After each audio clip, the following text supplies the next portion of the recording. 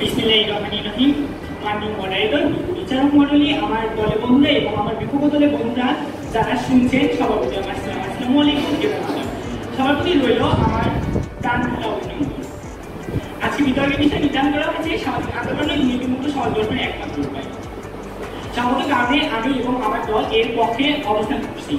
আমাদের প্রধানমন্ত্রী হিসেবে আমি বিষয়টিকে প্রাথমিকভাবে উপস্থাপন করবো। আমাদের দ্বিতীয় বক্তা এসে তথ্য উপাত্তের মাধ্যমে তুলে ধরবে এবং আমাদের তৃতীয় বক্তা অর্থাৎ দলটা এসে প্রমাণ করে ছাড় থেকে সামাজিক আন্দোলনের দুর্নীতিমুক্ত সমাজ গঠনে একমাত্র।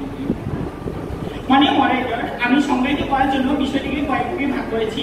এক, দুর্নীতি; দুই, আন্দোলন; তিন, সমাজ; চার, সামাজিক আন্দোলন। মাননীয় মডারেটর, আমি প্রথমে বলতে চাই দুর্নীতি কাকে বলে। কোনো ব্যক্তি বা প্রতিষ্ঠান বা গোষ্ঠী কর্তৃক নিজস্ব লাভের উদ্দেশ্যে নীতি বহির্ভূত সংগঠিত কর্মকাণ্ড সমূহ হচ্ছে দুর্নীতি। অর্থ হচ্ছে আলাপ, আর নীতি অর্থ হচ্ছে নৈতিকতা সম্পর্কিত জ্ঞান বা বিদ্যাকে বোঝায়। দুই, আন্দোলন। আন্দোলন মানে প্রচেষ্টা বা বিপ্লব। তিন, সমাজ। সমাজ হলো এমন একটি প্রতিষ্ঠান যেখানে বিভিন্ন নিয়মনীতি মেনে মানুষের বসবাসের উপযোগী করে তোলা হয়। চার, সামাজিক আন্দোলন। মহৎ কোনো বিষয়কে বা উদ্দেশ্যকে বাস্তবায়নের লক্ষ্যে ন্যায়, নীতি, আদর্শ প্রতিষ্ঠায় সমাজের মানুষের মধ্যে সংযুক্ত আন্দোলনের হলো সমাজ আন্দোলন। মানে মডারেটর, আমি একটু আগে বলে গেলাম দুর্নীতি কাকে বলে। এখন আমি বলতে চাই দুর্নীতি বলতে কি বুঝি। দুর্নীতি হলো কোনো খারাপ অসৎ উদ্দেশ্য নীতি পরিমাণে কাজ করে দুর্নীতি। আর এই দুর্নীতির কারণে বাংলাদেশের মানুষ উন্নয়ন করতে পারছে না। তাই দেশের প্রতিটি মানুষ একসাথে উচ্চারণ করছে দুর্নীতিগ্রস্ত হয়ে গেছে মোদের সাথে। টাকা হলো প্রেসিডেন্ট দূরের কারণে। মানে মডারেটর, দুর্নীতি সমাজ রোধ করার জন্য দরকার হচ্ছে জনসচেতনতা বৃদ্ধি। আর সামাজিক আন্দোলনের পারে দুর্নীতিমুক্ত সমাজ গঠন করতে এবং জনসচেতনতা বৃদ্ধি করতে। রাজশাহী মেডিকেল কলেজ উৎপাদনের নতুন ভবন নির্মাণে রডের পরিবর্তে বাঁশ ব্যবহার করা হয়। তাছাড়া হাসপাতালের তৃতীয় তলায় লিফটের সামনে গাছের নিচে বাঁশ দেওয়া হয়। এই ঘটনা সমূহ গণমাধ্যম সহ সারা দেশে ছড়িয়ে যায় এবং তোলপাড় শুরু হয়। বাঁশ দিয়ে করবো বাংলা। আর তাই প্রস্তুত দুর্নীতি বাজার সেখানেই নির্ভর করছে। মানে মডারেটর, শুধুমাত্র চেতনার অভাবে আমরা কালো বলছি না, সাধারণ ক্ষমতা রাখছি না। আর তাই তো এই দুর্নীতি সমাজ মাথার উপর চেপে বসেছে। মানে মডারেটর, আমার প্রতিপক্ষ দল হয়তো বলবে তারা আইনের প্রচ্ছয়ের মাধ্যমে দুর্নীতিমুক্ত সমাজ গঠন করবে। মানে মডারেটর, আমার বিপক্ষ দলের বন্ধুদের কাছে একটি প্রশ্ন রইল, যদি আইনই পারে দুর্নীতিমুক্ত সমাজ গঠন করতে, তাহলে স্বাধীনতার ৫৩ বছর পরেও আছে কেন দুর্নীতির মতো মহামারী এদেশে রয়ে যাবে?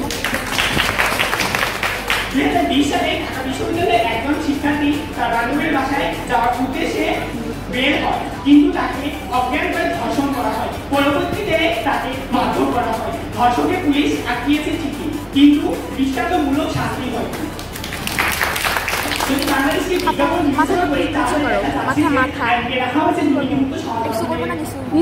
কিন্তু যে আইনের মধ্যে আজ দুর্নীতি ঢুকে পড়েছে, সে আইন কিভাবে দুর্নীতি প্রতিরোধ করতে পারে? মাননীয় মডারেটর, আইনের প্রচারের মাধ্যমে দুর্নীতি রোধ করার চিন্তা করা বিমানবন্দরে রেলগাড়ির জন্য অপেক্ষা করার সমান। কারণ বিমানবন্দরে কোনোদিন রেলগাড়ি আসবে না। ঠিক তেমনই আইনের মাধ্যমে দুর্নীতি রোধ করা যাবে না।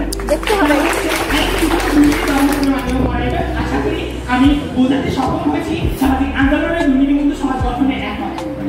কেবল নিচ থেকে ভাবনা গেলে উপরে ফাইল করে না, ধীরে চলে থামে না, তার সাথে কেউ পারে না। আমরা সামাজিক আন্দোলনের মাধ্যমে ধীরে ধীরে দুর্নীতিমুক্ত সমাজ গঠন করব।